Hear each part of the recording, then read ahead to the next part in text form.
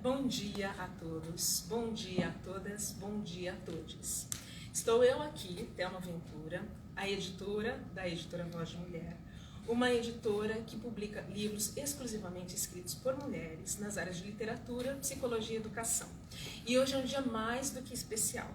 A gente está aqui no Petra Belas Artes, nesse dia tão especial, dia 20 de março, que também marca a luta das mulheres, porque o mês de março é inteirinho luta pelos nossos direitos, Mês Internacional da Mulher.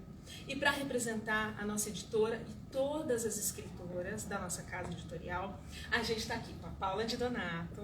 Bom dia, obrigada pela audiência, obrigada pela presença de vocês. A Juscelene Nogueira. Bom dia, muito obrigada a todos. E a Maria Tereza Moreira. Ei, que alegria vocês aí, a gente aqui, é dia de festa. Obrigada por estarem aqui. É exatamente o que a Tereza falou, é um dia de festa, porque a gente está retomando aqui todo mundo com a sua máscara, tiramos. Tá no colo, mas... Estamos aqui, apesar de o decreto ter liberado o uso de máscara, a gente sabe que a Covid não terminou, então estamos aqui com máscara, um certo distanciamento social e o álcool gel na mão.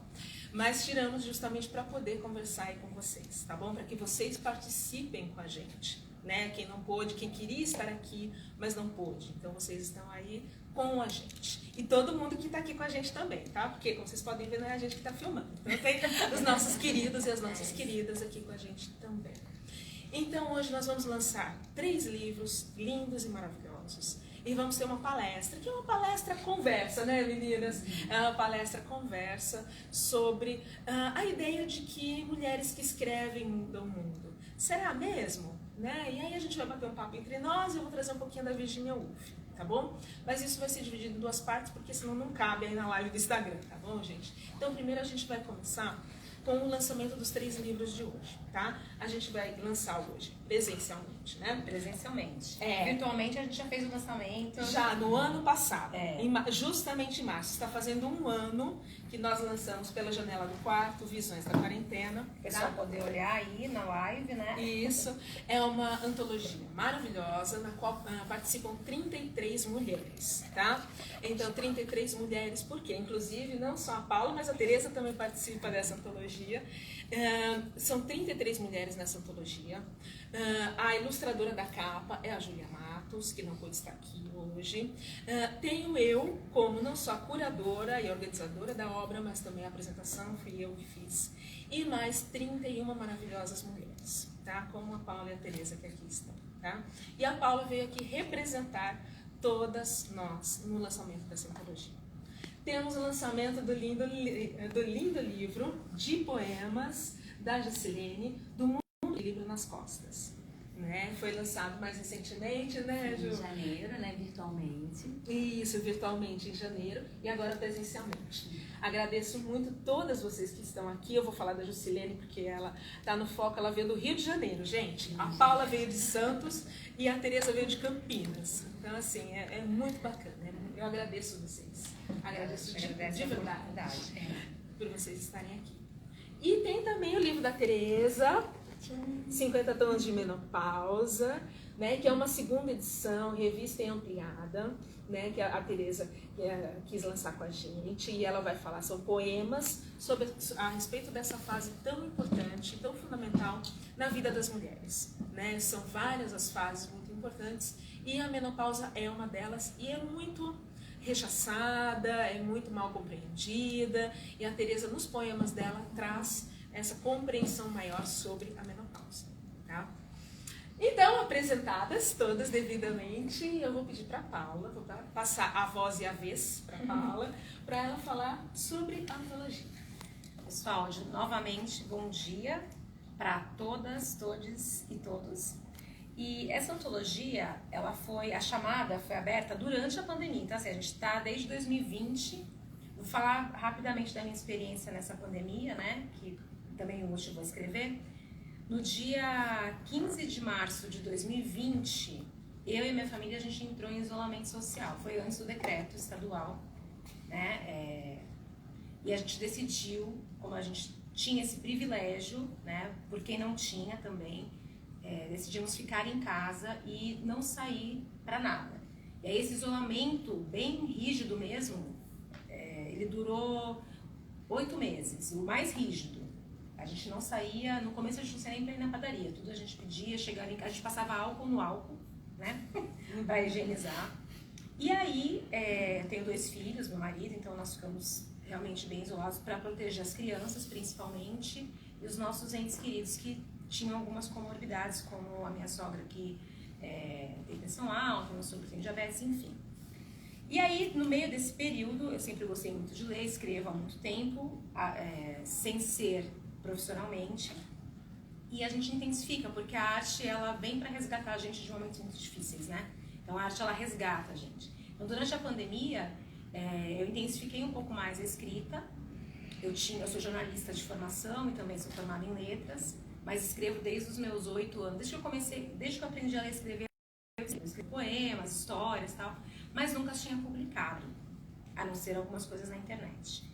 E aí, quando eu estava ali na internet, zapeando, procurando, eu encontrei a editora Voz de Mulher e a chamada para essa antologia pela Janela do Quarto, ela estava aberta.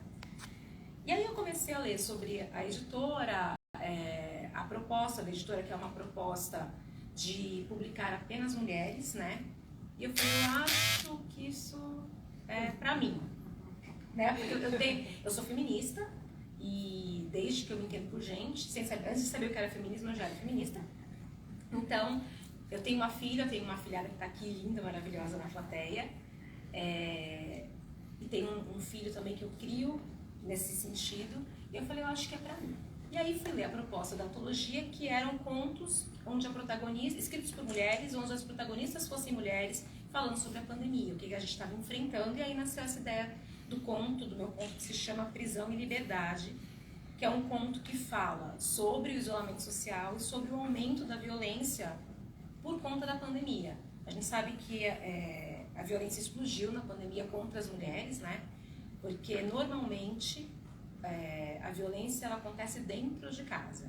Então, no dia a dia normal, antes desse período, a gente saía, as vítimas, né, sobreviventes, não gosto de usar vítimas, eu gosto de sobreviventes. Sobreviventes de violência doméstica, elas não ficavam o tempo inteiro com os seus violentadores, com os seus agressores. Elas saíam, iam para o trabalho, o agressor também, e aí você diminui o tempo de convivência, você diminui, entre aspas, a chance de acontecer, das agressões acontecerem, o que acabou durante a pandemia. E aí a gente também teve um aumento no consumo de álcool, principalmente, que é um catalisador, veja bem, não é uma desculpa, não existe desculpa, né? Mas é um catalisador que aumenta essa violência. E aí eu resolvi falar sobre isso e mais ainda sobre como é difícil para a mulher se entender em um relacionamento abusivo. Porque a gente, desde que nasce, é criada, né, éramos criadas, de uma forma a pensar sempre no outro. Como é que eu posso ajudar ao outro? E esse outro, ele tem sexo e gênero. É o sexo masculino, gênero masculino. E aí a gente cresce ouvindo isso. Ah, você tem que ser mais delicada, você tem que ser menos brava, você vai acabar solteira. E aí muitas mulheres vão se domesticando, né? Que a gente fala, domesticando. E quando elas estão num relacionamento abusivo, muitas vivenciaram dentro de casa com os seus pais, a mãe num relacionamento abusivo. Então o modelo que ela tem de relacionamento é aquele. Para ela aquilo é normal.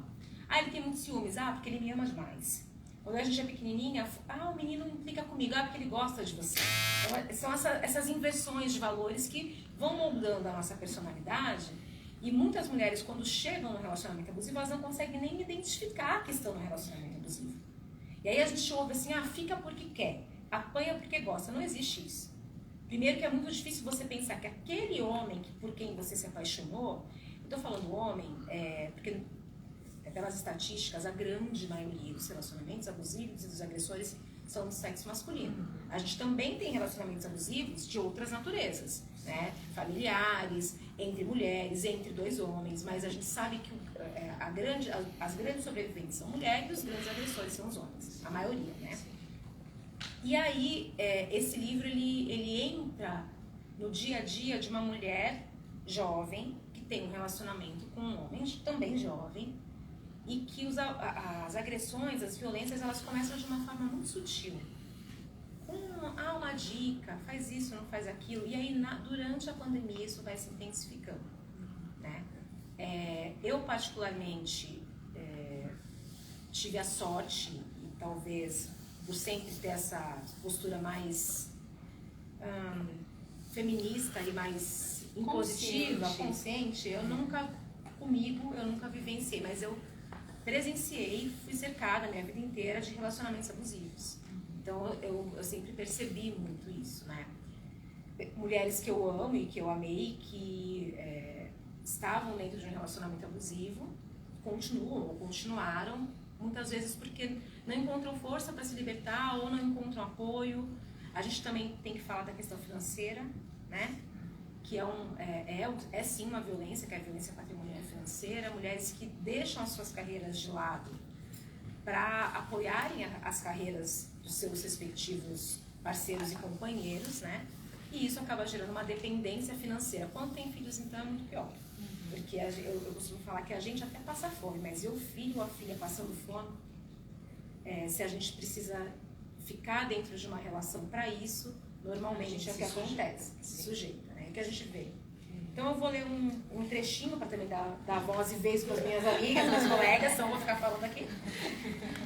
Só para ilustrar. Ele é um conto que foi feito assim, foi feito para essa chamada mesmo, foi pensado para essa chamada e o processo de criação ele foi bem simples, na verdade.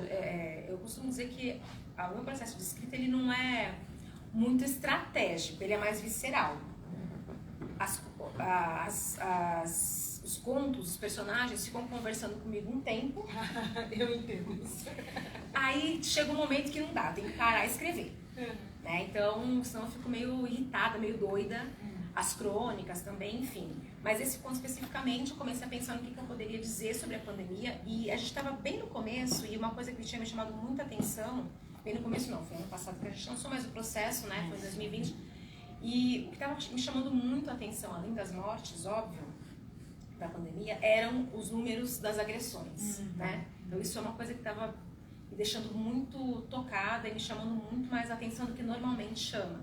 Eu resolvi escrever por conta disso. Ele é um conto que ele é dividido em dias, é um diário, né? A personagem principal faz um diário e aí ela vai marcando os dias de isolamento. Então eu vou, aleatoriamente, eu vou pegar o primeiro dia de isolamento social e depois, como o conto é o mais longo do livro, né? Então, para não cansar vocês e também as minhas colegas poderem falar, eu vou pegar aleatoriamente mais 2 ou 3 dias para a gente ter uma ideia. E Paula, só licença para falar uma coisa, porque assim, citar a Clarice Lispector, né? Você falou dessa questão do não pensar muito, né? Que justamente a escrita é mais visceral. A Clarice Lispector, ela dizia isso, né? Eu não sou uma intelectual, eu escrevo com o corpo. Né? E aí depois a gente vai falar sobre isso também na Virginia Woolf, né? Nós mulheres escrevemos muito com o corpo. Não que os homens não façam, também muitos homens escrevem com o corpo e muitas mulheres são mais intelectuais. Sim. Né? Mas assim, só para pontuar, né, que a Clarice falava sobre isso, a Virginia também, e aí depois a gente pega esse ponto que a Paula falou e desenvolve, traz para a nossa realidade. Não falar só da Virginia, que estava lá no começo do século XX, né? Mas o quanto essa fala, né, é realmente de todas as escritoras de todos os séculos. É porque eu acho que a gente tem muita coisa a falar e a gente ficou sem falar muito tempo. Isso. Né? Na verdade, a gente sempre tentou falar de alguma forma. Anteontem eu estava deitada com a minha filha, assim, porque os meus filhos dormem, a gente dorme juntos. Para dar aquele aconchego, que a gente gosta disso. Eu estava de mão dada com a minha filha, que tem 6 anos, e aí o meu filho Miguel começou a perguntar alguma coisa, eu comecei a falar e a minha mão assim, mexendo. Aí a minha filha, mamãe, você não consegue falar sem mexer a mão. Porque a gente fala com o corpo, né? Então são várias formas de linguagem. A linguagem corporal é uma delas, a escrita é outra. Pra mim já disseram que se amarrarem as minhas mãos eu não falo. Já falo pra mim também. Você vê que eu tô aqui, você pegar depois o vídeo da live, eu vou estar assim. Por isso que eu tô praticamente uma quietinha, dança. Pra lá, porque pra você cá. vai estar mandando, inclusive. E é basicamente isso, assim, é uma questão, a gente se prepara também na parte intelectual, mas é uma coisa muito, que vem do âmago, né? Sim. Eu vou ler o primeiro dia. O primeiro dia, o nome do conto é Prisão e Liberdade. Está na página 55 do livro, pela janela do quarto, tá? Esse livro com essa capa linda. Primeiro dia do isolamento social. Hoje resolvemos aderir à quarentena. Vamos ficar em casa e acho que em breve isso tudo vai passar, porque não é possível que não passe. Isso já afetou a Itália, a França, a China, onde esse vírus apareceu pela primeira vez. Aí chegou ao Brasil e estamos aqui, trancados. Vai ser bom, eu acho. Podemos passar mais tempo juntos, eu e o Carlos. Somos casados, mas cada um tem suas ocupações o dia inteiro na rua. Chegamos em casa cansados e nem dá tempo de conversar direito. Agora eu acho que vai ser melhor. Eu e ele em home office, sem gastar tanto tempo no trânsito. Vai ser bom mesmo.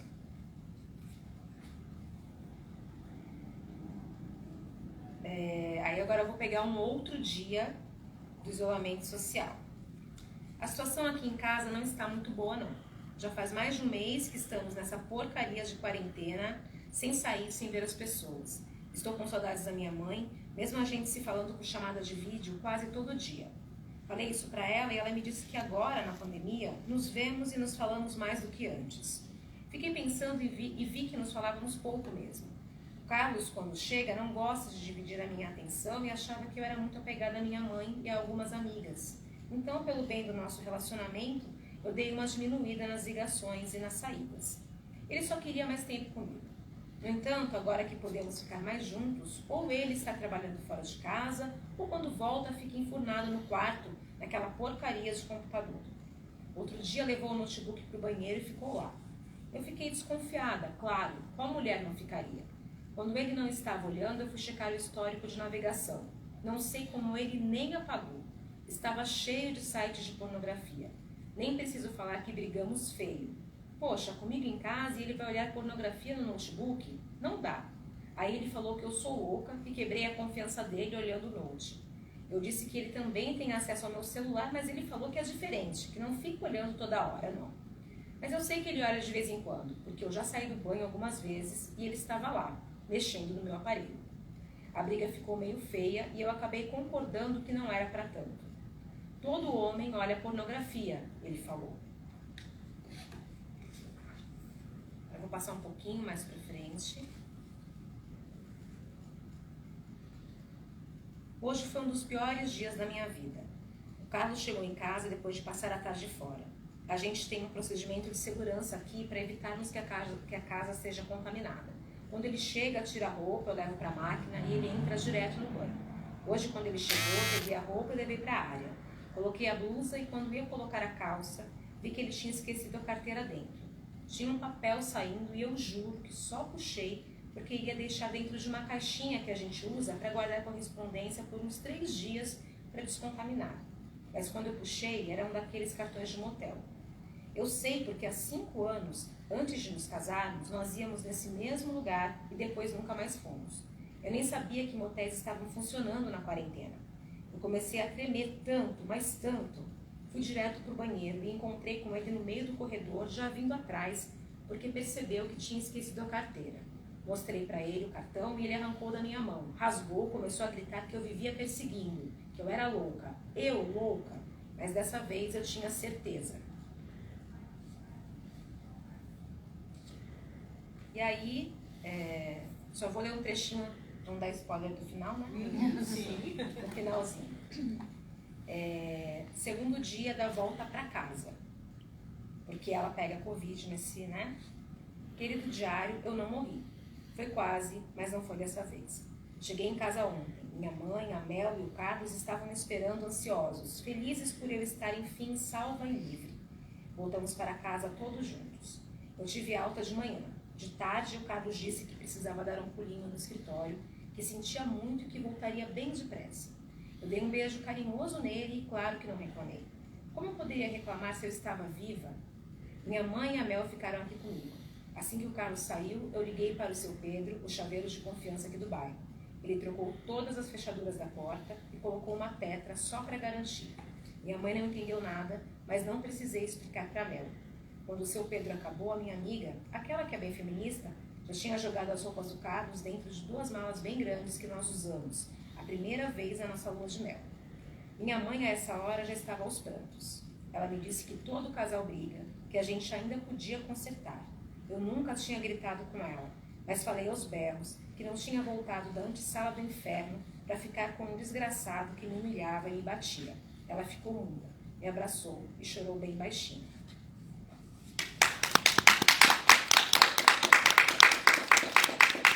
Esse conto é muito bom, né? Ele é muito bom. Agora vou eu falar como editora, porque que eu aceitei, porque assim, para essa antologia, né, nessa antologia existem 31 contos, né? Como eu falei, são 33 mulheres. Tem a Júlia, que fez a ilustração da capa, especialmente para esse livro, né?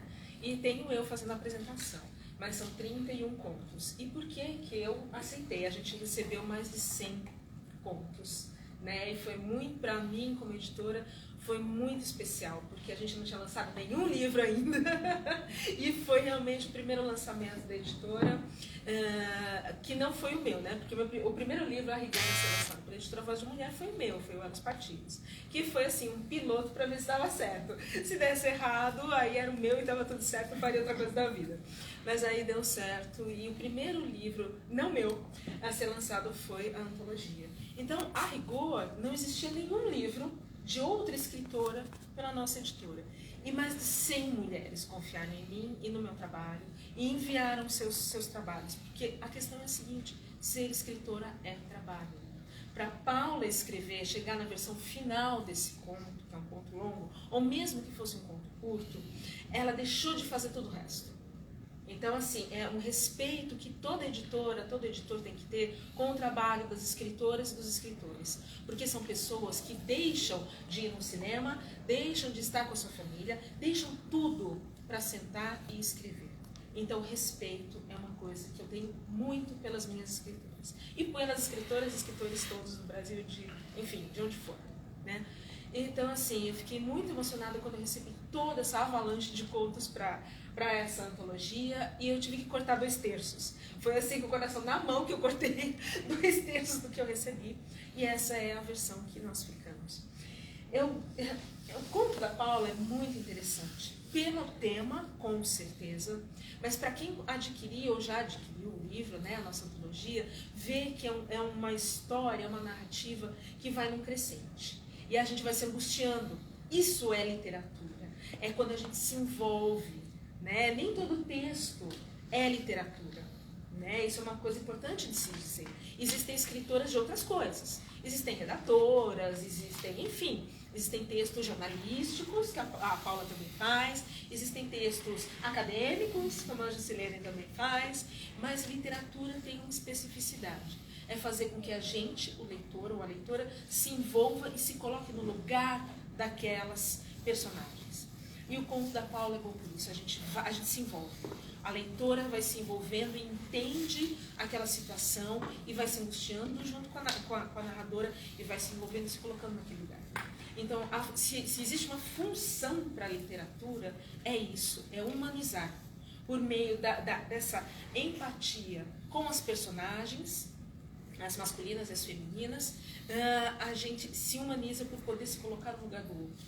Então, quem lê o conto da Paula e todos os outros, e os poemas da Juscelene, os poemas da Teresa, se coloca naquele lugar. Então, isso é literatura, né? Como eu disse, se existe uma função da literatura, é essa. A gente poder viver outras vidas por compreender, por empatizar com os personagens. Então, muito bom. Obrigada. Só pegando esse seu finalzinho de fala, só para também dizer assim, isso na minha experiência pessoal, né? Além da gente se humanizar através da literatura, eu acho que a gente consegue aprender e apreender muito do mundo através da literatura. Né? Aprender, claro, com diversos textos, literaturas, textos acadêmicos, mas quando a literatura também trata de outras questões, a gente também aprende muito. E eu acho que a literatura, além da gente viver outras vidas, a gente traz mais vida para nossa. Sim. Ai, que fala linda. Sim. A gente traz mais vida para nossa vida. Sim. Então, assim, eu acho que eu sempre fui apaixonada por livros. Eu acho que os livros, eles têm essa função. Muitas vezes eles resgatam mesmo a gente. De momentos difíceis, que você fala, não sou só eu. Porque eu acho que a solidão de ser quem você é, muitas vezes, pega muito pesado. Você fala, ninguém é como eu, ninguém pensa igual, ninguém está passando por isso. E aí você pega uma obra, seja ela qual for, e você lê aquilo que você está sentindo. Você fala, nossa, eu não sou tão estranho ou tão estranha assim, né? sozinha. Eu não estou sozinha. Então, eu lembro, a minha melhor amiga que está na plateia, a Carolina, ela vai lembrar também, quando a gente se conheceu com 12 anos, eu mudei de escola e eu sempre, até hoje eu tenho essa, na pandemia eu parei por conta da higienização, né? Mas eu sempre tinha esse hábito. Todos os lugares novos que eu vou, eu levo um livro na bolsa, principalmente. Por quê? Porque se ninguém conversar comigo, eu não estou sozinha. Então, quando eu mudei de escola, que foi onde eu conheci a Carol que está aqui agora, e a Ana, que é minha melhor amiga também, eu tinha um livro na mochila. Porque eu falei, se ninguém for meu amigo, eu não estou sozinha. Eu vou ficar lendo meu livro, por sorte, né? Estamos até hoje. Mas eu acho que é isso. Acho que o livro é um bom amigo também, né? E é isso. Obrigada, gente. Obrigada pela atenção. Jusilene.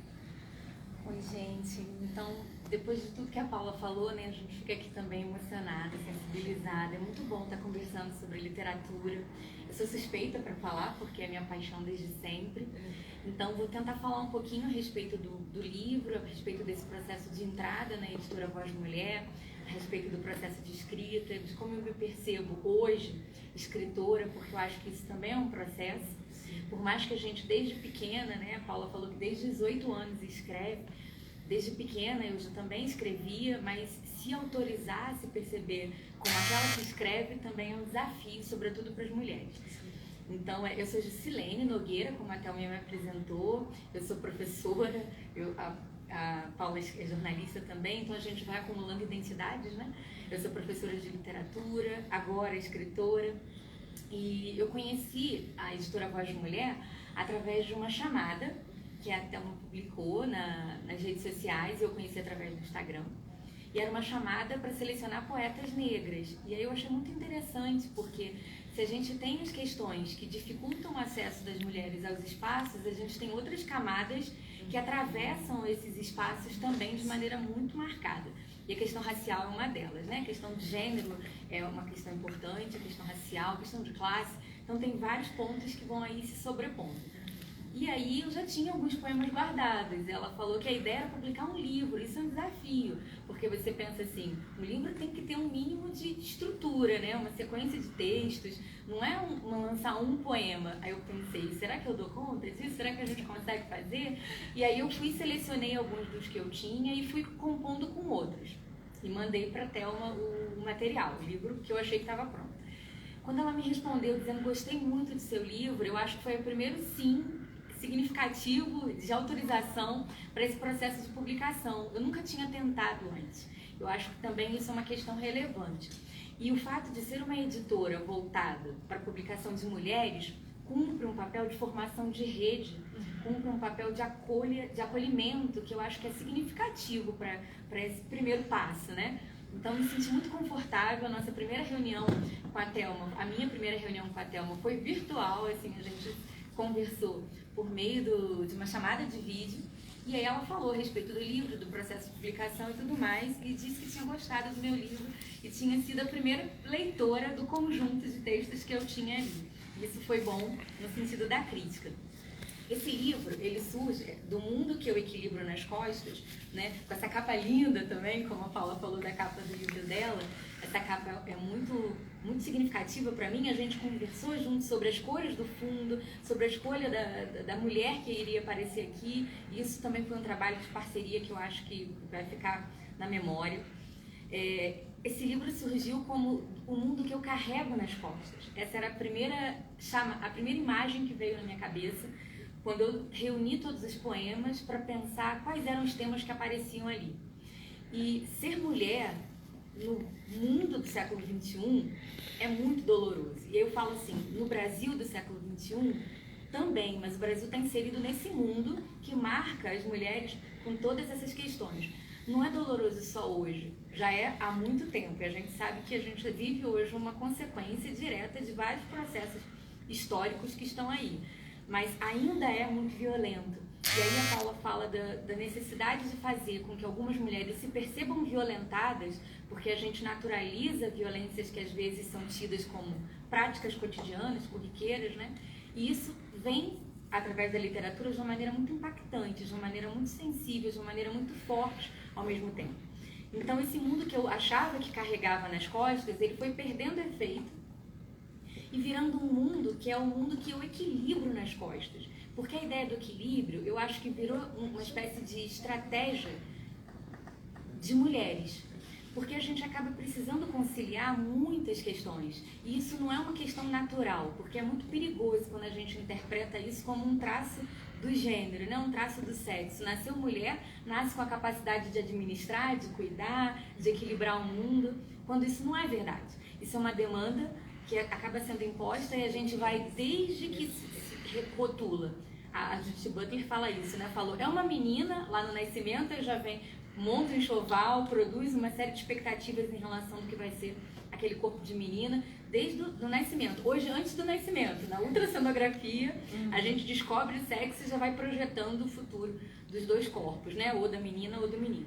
Então eu pensei que equilibrar é uma palavra que assume aqui um sentido metafórico, simbólico, e ao mesmo tempo que parece frágil, fica na corda bamba, né? Ali, o equilíbrio, ele segura, mantém, mas a qualquer tempo ele pode deixar cair. Então é esse mundo que é difícil e que eu venho partilhando com todo mundo que vem lendo os poemas, os amigos, os parceiros, todas as pessoas que eu nem conhecia e que leram esses textos e que acabam fazendo com que o mundo fique um pouco mais leve em função disso. Pensar a escrita da poesia, ela passa por esse atravessamento do corpo que a Paula trouxe. E eu fico pensando, quando a Thelma fala no processo de escrita, porque eu também não tenho um roteiro, eu não tenho uma hora do dia em que eu me sento e vou escrever. Escrever não é para mim, e eu acho que para a maioria das mulheres, uma tarefa tão disciplinada, né? Em que você consiga separar um tempo de isolamento, de cuidado exclusivo seu com a sua obra para poder estar fazendo isso. Até mesmo porque não dá, né? Não dá. A gente vai falar lá na Virgínia, vou puxar de novo a Virgínia, porque a gente tá, né, bem... A gente equilibra, A gente vai fazendo malabarismo, né? E outra coisa, né? A gente não tem, como diz a Virgínia Woolf, a chave na porta, né? Não dá pra mulher, principalmente mulher que é mãe e tudo, falar, gente, agora vocês esperem aí, os homens conseguem. A gente não consegue. E assim, eu digo, os homens conseguem por essa questão cultural. Né? Até tem muitas mulheres que falam, olha, não atrapalhe o papai porque ele está no escritório trabalhando. Né? E aí a mãe traz para si. Né? Por um lado, eu particularmente, eu adoro ser mãe, então eu abraço mesmo. Mas tem um momento que realmente os filhos têm que saber que é nosso tempo. Né? E muitas vezes a gente não tem essa possibilidade. Mesmo tentando equilibrar o mundo nas costas, né? Ainda bem que você retirou o carregar, porque é pesado pra caramba vamos equilibrar, mas mesmo tentando equilibrar tudo isso, né? Nas nossas costas, nosso mundo, ainda assim tem coisas que a gente não tem muito acesso. É verdade. E isso tudo que você coloca é importante porque nesse livro aparecem essas identidades, né, variadas de mulher. Porque eu sou uma mulher, mas eu sou uma mulher que é mãe, eu sou uma mulher que é professora, eu sou uma mulher que tem desejos, né, desejos eróticos, eu sou uma mulher que é filha, eu sou uma mulher que tem projetos para o mundo, então eu sou uma mulher que discute e se incomoda com a violência, com a desigualdade social. Então todas essas identidades, elas aparecem aqui no livro de uma maneira muito marcada através da construção desses sujeitos líricos, né, desse eu poético. Então esse processo de escrita, ele aparece muito por flashes, eu acho que dá para eu pensar nessa imagem. Eu pego uma cena, um recorte, algo que impacte, que tenha me impactado em alguma medida, às vezes aparece numa frase, num verso, numa imagem e anoto. Então assim, eu tenho um caderno, né? Literalmente um caderno, ainda não faço no celular, e aí um caderno em que eu vou lá e anoto a ideia. E aí às vezes eu sento no momento que eu anoto, consigo fazer com que um poema apareça na primeira versão, porque a gente lê o poema e está sempre trocando palavra, mexendo, parece que nunca está pronto, né? Agora que a gente tem que pôr o ponto final. Tem que falar, vai, desse jeito, é verdade. Mas essa leitura é sempre um processo, a escrita é um processo de leitura também, né, constante. Então, vem assim pelos flashes e a gente vai amadurecendo, desenvolvendo, pegando imagens que às vezes parecem muito óbvias e que num segundo momento você fala assim, não, eu acho que isso aqui não tem tanto sentido quanto eu estava imaginando numa primeira leitura. Então, vou produzindo os poemas assim. A poesia, ela tem essa característica, né? A Paula fez a leitura do conto, então o conto ele tem uma estrutura sequencial mais longa, que acaba organizando as ideias de uma maneira um pouco mais fluida, linear, e facilita um pouco para o leitor também a apreensão das ideias. a poesia ela é muito fragmentada de um modo geral. Ela parece uma coisa que explode, assim, acende e te lança uma questão. Ela vai, às vezes, deixar... Existem poemas que a gente lê e fica ruminando ali, né, na nossa cabeça, fica. E você dorme e pensa, e no outro dia você se dá conta de que ainda está com o poema ali como se fosse um eco se colocando para você. Então isso é muito, muito bacana. Até uma fala da Clarice Lispector, e aí me veio à cabeça esses dias, eu estava relembrando um conto da Clarice, do qual eu gosto muito, né, que eu leio, conversei com o Joaquim, inclusive, sobre isso com meu marido. Falei assim, eu leio esse conto, já li, sei lá, mais de 10 vezes, e cada vez que eu leio, ele me traz coisas novas. Eu acho que essa é uma das grandes questões da literatura também. A gente nunca põe um ponto final na compreensão do texto, né? Então, sempre a literatura suscita coisas nossas. Porque quando a gente, do meu ponto de vista, quando a gente lê uma coisa que a gente já leu algumas vezes e vê coisas que não tinha visto, é porque os nossos olhos também estão diferentes. Né? Então, essa coisa de ser humanizar a literatura, né? Como dizia o professor Antônio Cândido, né? A função da literatura humanizar, a humanização, é também suscitar em nós, ou fazer com que a gente perceba, de repente eu estava lá, mas a gente não tinha se dado conta, de coisas novas nossas. Né? E aí a gente lê, né? Aí conta pra gente que conta isso pra Clarice.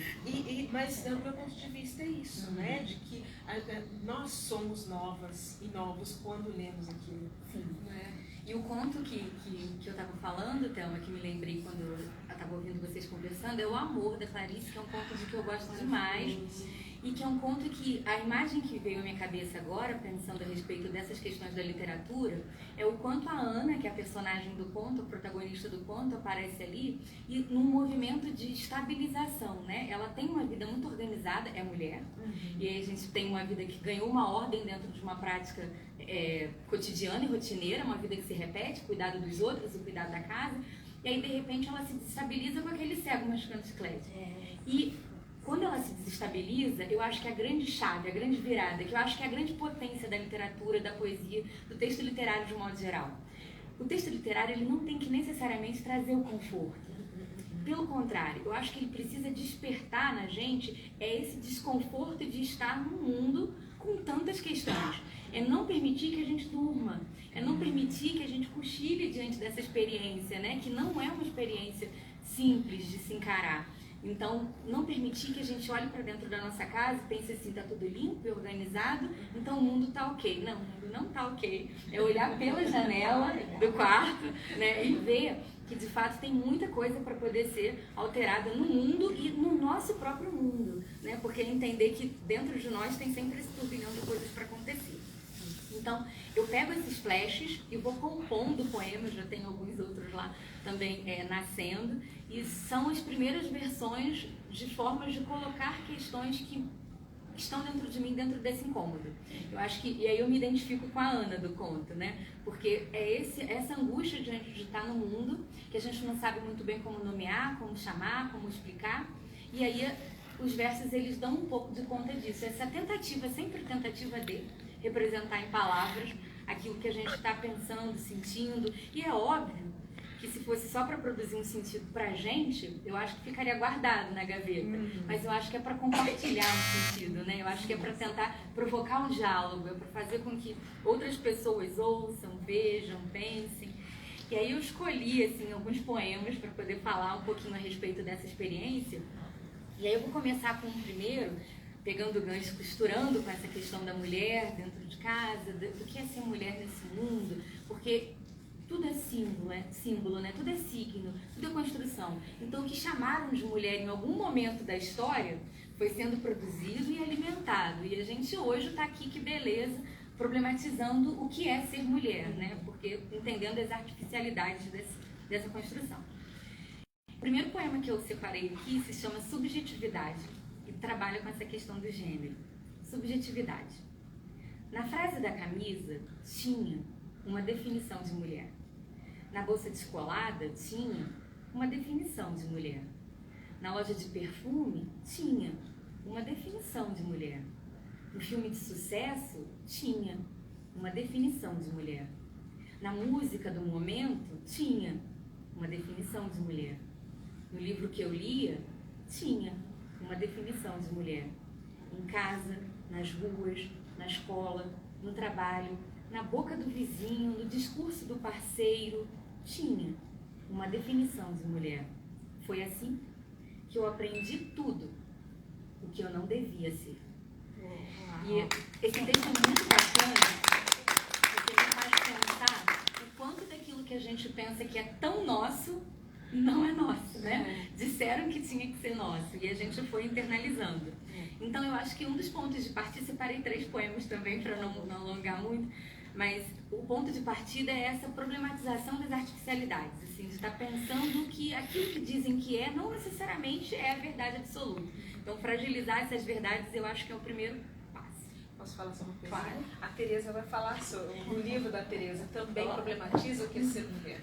Né? Porque assim, aí depois a Tereza também vai ter vez e voz, mas só para mostrar, né, como as nossas literaturas elas vão se costurando, né? E é o perfil da editora Voz de Mulher que está dando voz para a gente levantar essas questões que eu acho que são fundamentais. Sim. E só dar uma palhinha, porque a gente volta, né? Porque a Juscelina separou mais 2, mas a Tereza também vai trazer esse questionamento.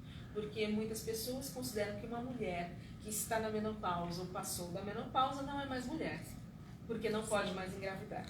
Né? Então, aí só para, né, ficar aqui colocada, e a Tereza desenvolve mais, mas também tem essa questão, né, gente? Porque o que é uma mulher? É só uma mulher, a gente é uma mulher enquanto pode ter um bebê? Depois que a gente não pode mais ter um bebê, a gente não é mais mulher? Né? Então, essa definição também tem que ser quebrada. A Tereza depois fala mais sobre isso. E é ótimo, né? Porque a gente vai nessa sequência de quebras de definições e pensando outras sem esse caráter impositivo, né? Porque eu acho que a ideia de que mulher é isso, não funciona, né? Então a gente também não dá conta. Eu acho ótimo que a gente fragilize essas verdades. A Thelma falou, né, dos textos acadêmicos, e estar na universidade também é uma questão. Eu acho que tem várias, a gente vai acumulando questões.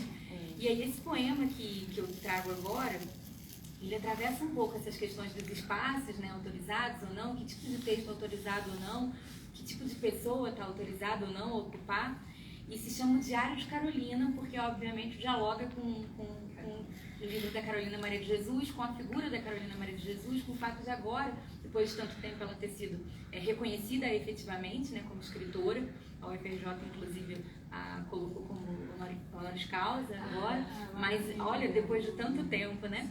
E aí eu acho que essas questões, os espaços, as vozes, os corpos, eles também atravessam esse livro. E aí se chama o Diário de Carolina.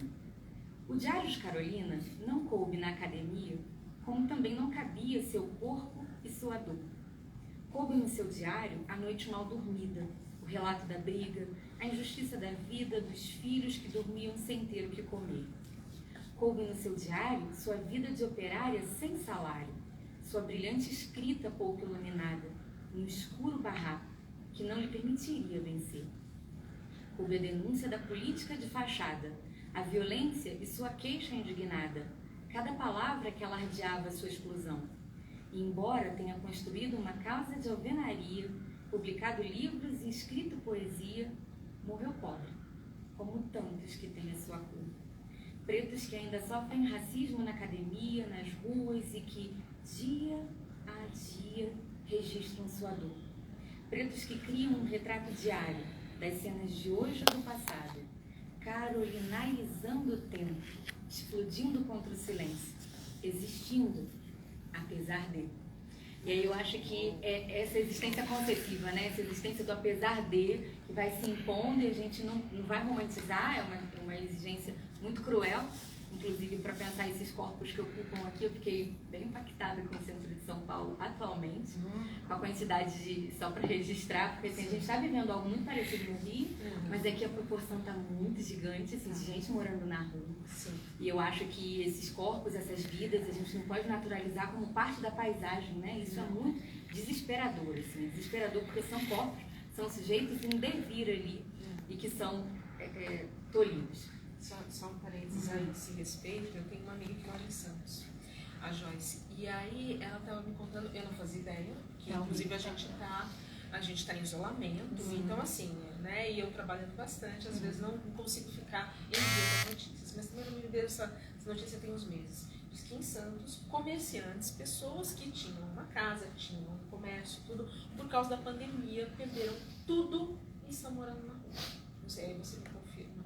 A gente teve um aumento, eu não cheguei a fazer nenhuma pesquisa de campo, mas teve um aumento muito expressivo do número de moradores de rua em Santos, muito expressivo, assim, tá assustador mesmo. A gente tem, se você entra no mercado, e não tem como você ficar, não se sentir tocado. Então, por exemplo, a gente vai no mercado, sempre tem alguém na porta pedindo, a gente ajuda, as pessoas falam assim, você não sabe pra que é essa ajuda. Não me interessa. Não. Eu já cheguei nesse ponto. Eu cheguei assim, não me interessa. Não, eu compro comida. Se a pessoa está me pedindo, outro dia tinha uma moça com 2 crianças. Ela não pediu dinheiro, gente. Ela falou assim, eu vendo bala no farol. Eu consegui vender tudo já, mas eu comprei comida. Ela estava com uma sacola mesmo. Ela foi muito sincera, eu senti sinceridade. Ela falou, mas eu preciso de dinheiro agora para voltar para casa. Será que ali na Bomboniere você não pode me comprar um negocinho de bala para eu vender? Gente, eu comecei a chorar, porque eu sou mole para certas coisas. Eu virei e falei, espera. Eu estava com a minha filha. Eu entrei e comprei uma caixa. Eu falei, você quer trabalhar? Toma. Eu não comprei mais porque eu não podia naquele momento. Porque a gente também tem os nossos perrengues. Ela queria que eu comprasse só um negocinho, que era para ela vender e ela poder ter o dinheiro para voltar para casa. Eu falei, não, pera lá. Né? R$20 uma caixa. Você entendeu? Então eu comprei, eu falei, top. Ela me olhou assim, ela não teve reação. Ela falou pra mim, eu vou guardar isso pra você. Ela falou, você não sabe o bem que você me fez. Eu falei, então fica com Deus. E fui pra minha casa. Tá uma situação Então, muito complicada. Muito difícil. Foi no centro da cidade. E assim, o centro não é uma coisa que está escondida, né, que ninguém vê, é praça, lugar principal, é muito angustiante. E política pública, né, a gente precisa que isso seja feito, porque as nossas ajudas não vão resolver, vão atenuar, acontece, pois é, né, mas no imediato. Exatamente. E aí, por fim, gente, eu separei 3 poemas, porque se pudesse a gente lia o dia inteiro, né? Mas não é essa a ideia. Então eu separei mais um poema que tantas outras questões aparecem aqui, mas eu acho que esse é bem bacana, e até porque dialoga um pouco com isso que eu acabei de falar. Eu acho que a gente vem formando sujeitos, né, ao longo dos anos, e se chama Miopia. É um poema do qual eu gosto muito, eu tenho 3 filhos. Eu acho que uma questão que me incomoda e me faz pensar bastante é essa responsabilidade de que sujeitos a gente está formando para esse mundo, né? De que indivíduos a gente está formando, sem fechar os olhos para todas as outras coisas que podem incomodá-los e interferir na formação deles, mas tentar fazer o máximo possível para que eles se tornem pessoas humanas, porque a humanidade não está dada, né? Não nasce humano. A gente vai produzindo, humanizando e desumanizando pessoas, porque a gente também faz isso. E aí se chama miopia. Uma criança vê outra criança, não vê cor, não vê gênero, não vê religião. Uma criança vê jardim e terreno, não vê fronteira, não vê área de risco, não vê contramão. Uma criança vê brinquedo, não vê marca, não vê preço, não vê inovação. A criança via bem visto, até que surgiu o adulto, embutindo-lhe esse problema de visão. Então, esse texto é muito legal, porque assim, eu gosto de pensar como a gente vai produzindo crianças e adolescentes que têm preconceito com outros, né? Como é que a gente vai naturalizando o preconceito, como é que a gente vai naturalizando a apatia, como é que a gente vai naturalizando todas essas questões que parece que a gente faz com que um homem violento, ele apareça do nada, né, assim, e faz com que um homem que mate o outro apareça do nada. E aí, quais são os fatores que aparecem aí nesse processo de formação, que não é só responsabilidade da família, responsabilidade da família, da escola, dos amigos que estão em volta, do poder público que assiste ou não aquelas pessoas.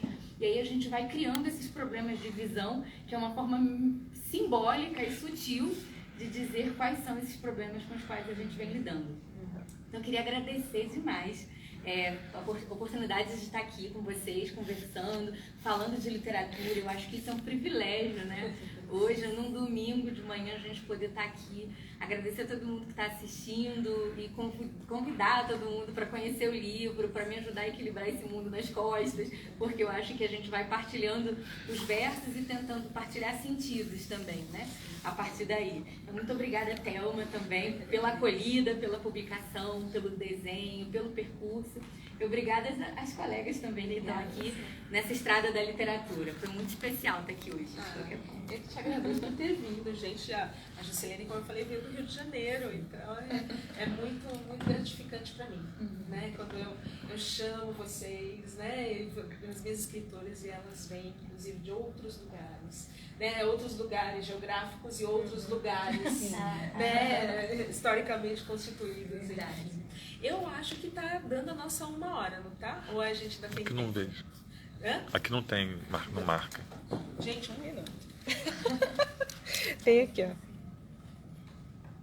Ui, ao vivo. Não. Quanto tempo? 50 minutos. Tá em 50? Então, vamos fazer o seguinte, vamos encerrar, porque a Tereza vai ter mais de 10 minutos para falar. Então, a gente vai encerrar essa primeira parte do nosso lançamento. E aí a gente vai continuar, vocês fiquem com a gente, e a gente vai continuar aí com o lançamento, com a fala da Tereza, com a voz da Tereza, e na sequência com a nossa conversa aqui sobre mulheres que mudam o mundo. Aí eu já afirmo, tá? Já dou mais uma pergunta. Vocês já estão percebendo aqui. Mas a gente vai conversar sobre como a gente muda o mundo e de que formas e os porquês. Tá? Então vamos encerrar essa parte da live e a gente já volta aí. Onde que encerra? Não sei encerrar, onde encerra. Produção.